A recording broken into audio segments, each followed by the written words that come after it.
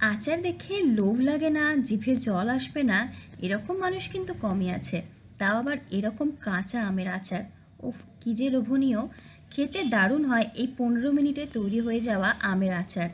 আচারটা বা আমটা রোদে দেওয়া শুকোনোর কোনো ঝামেলা নেই। অল্প কিছু মশলা বাড়িতে থাকলে অবশ্যই এই আমের আচারটা ট্রাই করুন। লাঞ্চে অথবা ডিনারে রুটি পরোটা ভাতের সাথে একটু আচার থাকলে কিন্তু আর কিচ্ছু লাগবে না। নমস্কার সবাইকে, আরও একটা ভিডিওতে সবাইকে স্বাগত। তো এখানে 550 গ্রাম মতো কাঁচা আম আছে।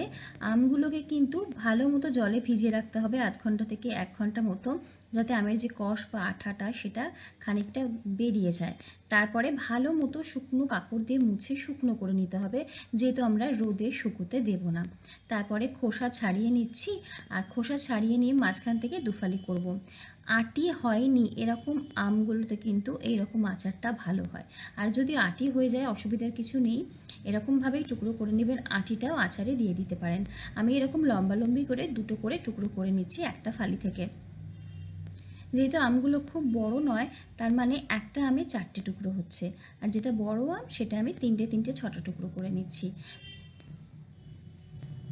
চাইলে বটি দিয়েও আপনারা কেটে নিতে পারেন, আমার ছুরি দিয়ে কাটতে সুবিধা হয়, আমি ছুরি দিয়ে কাটছি। এবারে তৈরি করব আচারের মশলা। এই মশলাটার জন্যই কিন্তু আচারের স্বাদ খুব ভালো আসে। তো মশলা বানানোর জন্য গ্যাসের ফ্লেমে একটা কড়াইতে নিয়ে নেবো 1 টেবিল চামচ পরিমাণে গোটা ধনে, 1 টেবিল চামচ গোটা জিরে, হাফ চামচ 5 ফোড়ন, 3 থেকে 4টে শুকনো লঙ্কা, অল্প একটু নুন দিয়ে 30 থেকে 40 সেকেন্ড মতো এরকম শুকনো খোলায় নাড়াচাড়া করে নেব। যখন বেশ সুন্দর একটা গন্ধ আসবে তখন কিন্তু নামিয়ে নেব। মশলাটাকে কিন্তু একদম লাল করে ফেলবো না, তাহলে মশলার যে গন্ধটা, যে ফ্লেভারটা, সেটা নষ্ট হয়ে যাবে। প্লেটের মধ্যে রেখে মশলাটাকে ঠান্ডা করে নেব। ওই কড়াইতেই 1 টেবিল চামচ সর্ষের তেল গরম করে অল্প একটু 5 ফোড়ন দিচ্ছি। 5 ফোড়নটা তেলে যখন বেশ একটু ভাজা ভাজা হয়ে যাবে, কেটে রাখা আম সম্পূর্ণ এখানে দিয়ে দিচ্ছি। গ্যাসের ফ্লেমটা একদম হাইতে করব। এখন কোনো নুন দেব না, 2 মিনিট হাই ফ্লেমে একটু নাড়াচাড়া করে নেব। যেহেতু আমটা আমি রোদে দিচ্ছি না, তো তার জন্য আমটাকে 2 মিনিট যদি একটু হাই ফ্লেমে ভেজে নেওয়া যায়, তাতে কিন্তু আচারটা অনেক দিন ভালো থাকে। আমটা 2 থেকে 3 মিনিট হাই ফ্লেমে ভেজে নেওয়ার পরে ঠিক যতটা আম নিয়েছি ততটা পরিমাণে চিনি দিয়ে দেবো। 550 আমের জন্য 550 চিনি। মাপের জন্য আমি একটা মেজারমেন্ট কাপ ব্যবহার করছি। আর এখানে যদি মনে করেন গুড় দেবেন, অবশ্যই আখের গুড়ের ব্যবহার করতে পারেন। চিনিটা দিলে আচারটা দেখতে ভালো হয়, তবে গুড় দিলেও আচার খুব ভালো হয় খেতে। পরের কোনো রেসিপিতে গুড় দিয়ে অবশ্যই আচারের রেসিপি শেয়ার করব। আজকে চিনি দিয়ে তৈরি করছি, চিনির বদলে গুড় ব্যবহার করতে পারেন। গ্যাসের ফ্লেমটাকে হাইতে রেখে প্রথমে চিনিটাকে গলিয়ে নিতে হবে আমের সাথে। চিনিটা যখন এরকম গলে যাবে, 1 চা চামচ দিয়ে দেবো বাড়িতে যে আমরা সাধারণ নুন ব্যবহার করি সেটা, 1 চা চামচ দেবো বিট নুন, আর কালারের জন্য দেবো হাফ চা চামচ কাশ্মীরি লাল লঙ্কার গুঁড়ো আর হলুদের গুঁড়ো। ভালো মতো সব মিশিয়ে মিডিয়াম ফ্লেমে রেখেই চিনির শিরার সাথে আমটাকে জাল করতে হবে। আম যখন দেখবেন এরকম সেদ্ধ হয়ে গেছে, আমের কালারটা বেশ ট্রান্সপারেন্ট হয়ে গেছে, তখন এখানে কিন্তু আমাদের ভেজে রাখা মশলা দেব। শুকনো খোলায় যে মশলাটা নেড়ে ছেড়ে রাখলাম, মিক্সির জারে নিয়ে এরকম দানা দানা করে গুঁড়ো করে নিয়েছি, সেটা দিচ্ছি 2 চা চামচের কাছাকাছি। মশলাটা নিজেদের স্বাদ অনুযায়ী আর একটু বাড়িয়ে দিতে পারেন। এবারে মশলাটা ভালো মতো মিশিয়ে নেব, আর আমাদেরকে চিনি শিরার সাথে আমটাকে কিন্তু ফুটতে দিতে হবে। আম যখন দেখবেন সেদ্ধ হয়ে গেছে আর চিনির শিরাটা ঘন হয়ে গেছে, যেহেতু আমি এখানে কোনো জল ব্যবহার করছি না, তো চিনির শিরাটা যেহেতু আমার চিনি সম পরিমাণ, খুব তাড়াতাড়ি ঘন হয়ে যাবে। তখন গ্যাসের ফ্লেমটা মিডিয়াম টু লোয়ের দিকে করে নিয়ে চিনির শিরার সাথে আমটাকে জাল করতে হবে। চিনি শিরা ঘন হয়ে গেলে আম আর গলে যাওয়ার ভয় থাকে না। তো এই সময় মিডিয়াম ফ্লেমে রেখেই আমরা আচারটাকে রেডি করে নেব।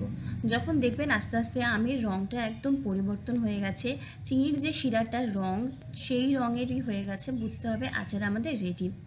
আঠালো হয়ে যাবে, একটু ঘন হয়ে যাবে, আর আমের কালারটা একদম চেঞ্জ হয়ে যাবে। দেখতেই পাচ্ছেন প্রথমটা ট্রান্সপারেন্ট হয়ে গেছিলো, আর এখন কিন্তু হালকা লালচে রঙের হয়ে গেছে। ঠিক এতক্ষণ অবধি কিন্তু আমাদের আচারটাকে ফুটিয়ে নিতে হবে।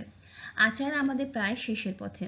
যেহেতু পরিমাণে কম আচার করছি আর আমরা বাড়িতে 7 জন, এই পরিমাণে আচার 4 থেকে 5 দিনের বেশি যাবে না। তাই আমি আর ভিনিগারের ব্যবহার করছি না।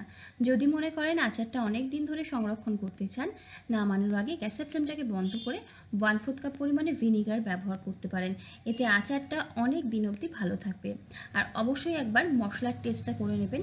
যদি মনে হয় আচারে আরেকটু মশলার প্রয়োজন, সেটা অ্যাড করে নেবেন। আমি টেস্ট করলাম, আর কিচ্ছু দরকার নেই। গ্যাসের ফ্লেম বন্ধ করে নেব এবং একদম ঠান্ডা হতে দেব।